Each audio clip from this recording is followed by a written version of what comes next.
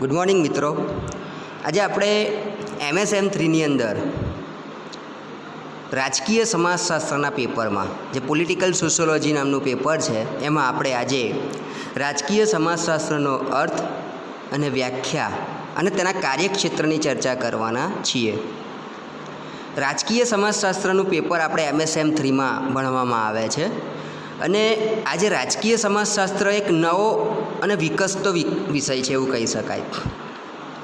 19મી સદીની અંદર રાજ્ય અને સમાજ વચ્ચે વાદ વિવાદ શરૂ થયા અને એમાં પણ 20મી સદીમાં બીજા વિશ્વયુદ્ધ પછી સમાજ વિજ્ઞાનો હતા એમાં વિભિન્નીકરણ, વિશેષીકરણ તથા રાજ્યશાસ્ત્રમાં વ્યવહારુ આંદોલન તથા વૈજ્ઞાનિક અભ્યાસો પર ભાર તેમજ આંતરવિષયક અભિગમના મહત્ત્વના પરિણામ સ્વરૂપે પશ્ચિમી વિદ્વાનો વિચારકોમાં રાજકીય વિજ્ઞાનના અભ્યાસોની એક નવીન પ્રવૃત્તિ શરૂ થઈ. એટલે કે રાજકીય ક્ષેત્રે પણ સંશોધન, સામાજિક ક્ષેત્રે સંશોધન થાય એમ રાજકીય ક્ષેત્રે તો એ નવીન પ્રવૃત્તિ શરૂ થઈ અને આ જે પ્રવૃત્તિ હતી એ પ્રવૃત્તિના ફળ સ્વરૂપે રાજકીય પાસાઓની સમાજશાસ્ત્રીય શોધ પર ચર્ચા શરૂ થઈ.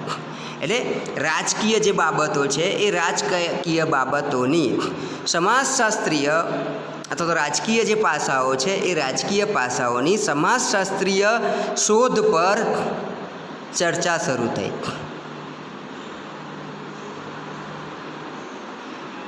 અને એનું નામ રાજકીય સમાજશાસ્ત્ર રાખવામાં આવ્યું. એટલે જે રાજકીય બાબતો છે એને સમાજશાસ્ત્રીય દૃષ્ટિબિંદુથી સમજવાનો પ્રયત્ન શરૂ થયો એવું કહી શકાય આપણે. એટલે જ કહ્યું કે આ એક નવો વિષય છે અને તેના શરૂઆતના જે ચિંતકો હતા ને એ ચિંતકોમાં ટાકવિલ, માર્ક્સ, પેરેટો, સ્પેન્સર, વેબર વગેરેને સમાજશાસ્ત્ર તથા રાજ્યશાસ્ત્ર બંને વિષયોના વિદ્વાનો ગણવામાં આવ્યા.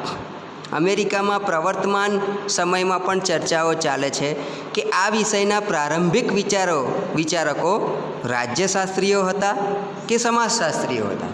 જો રાજ્યશાસ્ત્ર એક અલગ આખી શાખા છે, બરાબર, પરંતુ આપણે સમાજશાસ્ત્રની અંદર જ રાજ્યશાસ્ત્રને રાજકીય સમાજશાસ્ત્ર સ્વરૂપે આ ભણવામાં આવે છે. એટલે રાજકીય સમાજશાસ્ત્ર એક નવી શાખા તરીકે જોવા મળે છે. એટલે રાજકીય સમાજશાસ્ત્રની જ્યારે આપણે વાત કરતા હોય ત્યારે રાજકીય સમાજશાસ્ત્ર અંતર્ગત સામાજિક જીવનના રાજકીય તેમજ સામાજિક પાસાઓ વચ્ચેની જે આંતરક્રિયાઓ છે એનું વિશ્લેષણ કરવામાં આવે છે. એટલે રાજકીય બાબત આવે તો એની અંદર સત્તા આવે, પ્રભુત્વ આવે, પ્રતિનિધિત્વ આવે, આ બધી જ બાબતો હોય. એટલે એ બાબતો અને સામાજિક પાસાઓ વચ્ચેનો જે સંબંધ છે એ સંબંધ સ્પષ્ટ કરવામાં આવે છે. તથા સામાજિક પરિવર્ત્યો એટલે કે જ્ઞાતિ છે, વર્ગ છે અને પ્રજાતિ. એટલે રાજકીય જે બાબતો છે, રાજકીય પરિવર્તો અને સામાજિક પરિવર્ત્યો. રાજકીય પરિવર્ત્યોમાં આવે સત્તા, પ્રભુત્વ અને પ્રતિનિધિત્વ. અને સામાજિક પરિવર્ત્યોમાં આવે જ્ઞાતિ, વર્ગ અને પ્રજાતિ. તો આ બંનેના જે પારસ્પરિક સંબંધો અને તેમના એકબીજા પરનો જે પ્રભાવ છે એનો જ રાજકીય સમાજશાસ્ત્ર શું કરે છે? અભ્યાસ કરે છે. એટલે એ ઘડી એવું કહી શકાય કે રાજકારણ છે અથવા તો રાજકીય સમાજશાસ્ત્ર છે એ જ્ઞાતિ રાજકારણને કેવી રીતે પ્રભાવિત કરે છે, રાજકારણ વડે જ્ઞાતિ કેવી રીતે પ્રભાવિત થાય છે, સામાજિક વર્ગો કેવી રીતે રાજકીય વાસ્તવિકતાઓ સામે સંઘર્ષ કરીને પોતાના હિતોનું રક્ષણ કરવા પ્રેરાય છે. સામાજિક સંઘર્ષ અને સમાજ પરિવર્તનના રાજકીય પ્રવાહોની ચર્ચા તેમજ સમાજ રાજ્યને અને રાજ્ય સમાજને કેવી રીતે પ્રભાવિત કરે છે, બસ આ તપાસવાનું કામ રાજકીય સમાજશાસ્ત્રનું છે. તો અહીંયા આગળ આપણે જુદા જુદા જે વ્યાખ્યાઓ રાજકીય સમાજશાસ્ત્રની જે છે એ આપણે જોવાનો પ્રયત્ન કરીએ એટલે આપણને ખ્યાલ આવે કે ભાઈ રાજકીય સમાજશાસ્ત્ર એટલે શું. એટલે વધારે જ્યારે આપણે એને સમજવું હોય ને તો આપણે એની વ્યાખ્યા સમજવાનો પ્રયત્ન કરવો પડે. રાજકીય સમાજશાસ્ત્ર છે ને એ આપણા સમાજશાસ્ત્રની એક પેટા શાખા છે. એટલે કેટલાક વિદ્વાનો એમ કહે છે કે ભાઈ આ એક પેટા શાખા તરીકે એનો ઉદ્ભવ થયેલો છે. એટલે એ રીતના આપણે જોઈ શકીએ રાજકીય સમાજશાસ્ત્રને. ઘણી યુનિવર્સિટીઓમાં રાજકીય સમાજશાસ્ત્ર તથા રાજ્યશાસ્ત્રના અભ્યાસક્રમોની અંતર્ગત ભણાવવામાં આવે છે. એટલે આપણે એની સ્પષ્ટ વ્યાખ્યા ના કરી શકીએ. રાજકીય સમાજશાસ્ત્ર છે ને એને રાજ્યશાસ્ત્રમાં પણ ભણાવવામાં આવે છે અને સમાજશાસ્ત્રમાં પણ ભણાવવામાં આવે છે. આમ છતાંય કેટલાક વિદ્વાનોએ પોતપોતાના દૃષ્ટિકોણથી રાજકીય સમાજશાસ્ત્રને વ્યાખ્યાબદ્ધ કરવાનો પ્રયાસ કર્યો. અને સૌ પ્રથમ અહીંયા એવું પણ કહ્યું કે ભાઈ રાજકીય સમાજશાસ્ત્રની જ્યારે આપણે વ્યાખ્યા સમજવી હોય તો વ્યાખ્યા સમજતા પહેલાં રાજકીય શબ્દનો અર્થ સમજવો ખૂબ જરૂરી છે. હવે રાજકીય એટલે શું? સમાજશાસ્ત્ર તો બધાને ખ્યાલ છે, બરાબર, પણ રાજકીય એટલે શું? તો એવું કહે છે કે પરંપરાગત દૃષ્ટિકોણથી, એટલે જે પહેલાંથી જે ચાલતો આવેલો જે દૃષ્ટિકોણ છે એ જ સંદર્ભમાં આપણે જો અર્થ સમજવો હોય તો સરકાર અથવા તો રાજ્ય. રાજકીય શબ્દનો અર્થ થાય રાજ્ય અથવા તો સરકાર અથવા તો ઔપચારિક રાજકીય સંસ્થાઓ. જે સરકાર છે ને એ જ રાજકીય સંસ્થા છે ને. તો રાજકીય શબ્દનો અર્થ આપણે એવું કહી શકીએ કે રાજ્ય સરકાર, બરાબર છે. જુદા જુદા વિદ્વાનોએ પણ એની વ્યાખ્યાઓ આપી છે રાજકીય સમાજશાસ્ત્રની. તો ગ્રીર H.N.P. ગાર્લિયન્સ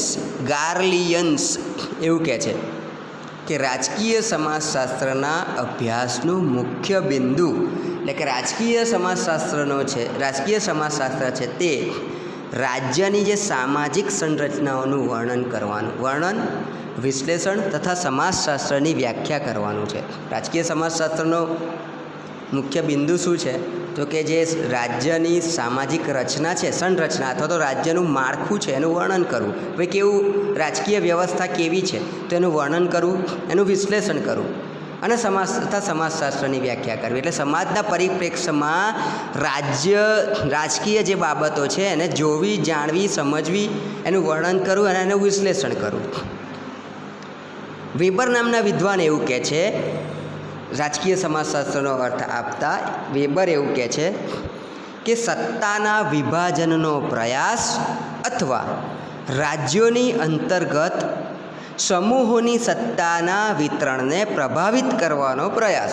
એટલે કે જે રાજકીય સત્તા છે એ સત્તા કેવી છે સમાજની અંદર, બરાબર છે, તો એ જાણવાનો પ્રયાસ રાજકીય સમાજશાસ્ત્ર કરે છે.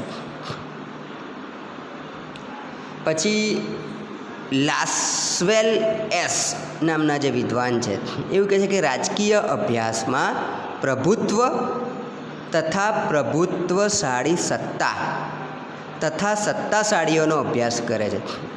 રાજકારણ આવે તો એની અંદર સત્તાધારી વર્ગ આવે, બરાબર છે. તો અહીં આગળ એમણે કહ્યું કે ભાઈ રાજકીય અભ્યાસમાં પ્રભુત્વ તથા પ્રભુત્વશાળી સત્તા તથા સત્તાશાળીઓ, એટલે જે સત્તા છે, પ્રભુત્વ છે એનો અભ્યાસ આવે.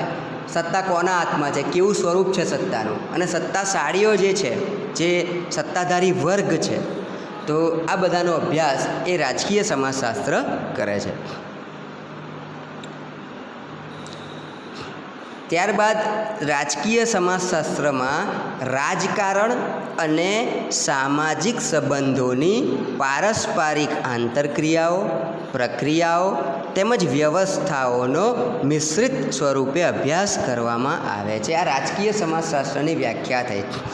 જો રાજકીય સમાજશાસ્ત્રની વ્યાખ્યા એકદમ સિમ્પલ કે ભાઈ રાજકીય સમાજશાસ્ત્રમાં, એટલે આપણે જ્યારે રાજકીય સમાજશાસ્ત્ર પેપર તમે જોશો ને, મટીરિયલ તમે ભણશો ને, તો એની અંદર રાજકારણની વાત આવે. રાજકીય એનો શબ્દનો અર્થ જ છે જો રાજકીય સમાજશાસ્ત્ર, એટલે એમાં રાજકીય સમાજશાસ્ત્રની અંદર રાજકારણ અને સામાજિક સંબંધો, એટલે જે સમાજનું જે માળખું છે, સામાજિક વ્યવસ્થા અને એને રાજકારણ સાથેનો શું સંબંધ છે, એટલે એ બંને વચ્ચેની જે પારસ્પરિક આંતરક્રિયાઓ, પ્રક્રિયાઓ અને વ્યવસ્થાઓનો મિશ્રિત સ્વરૂપે અભ્યાસ કરવામાં આવે છે.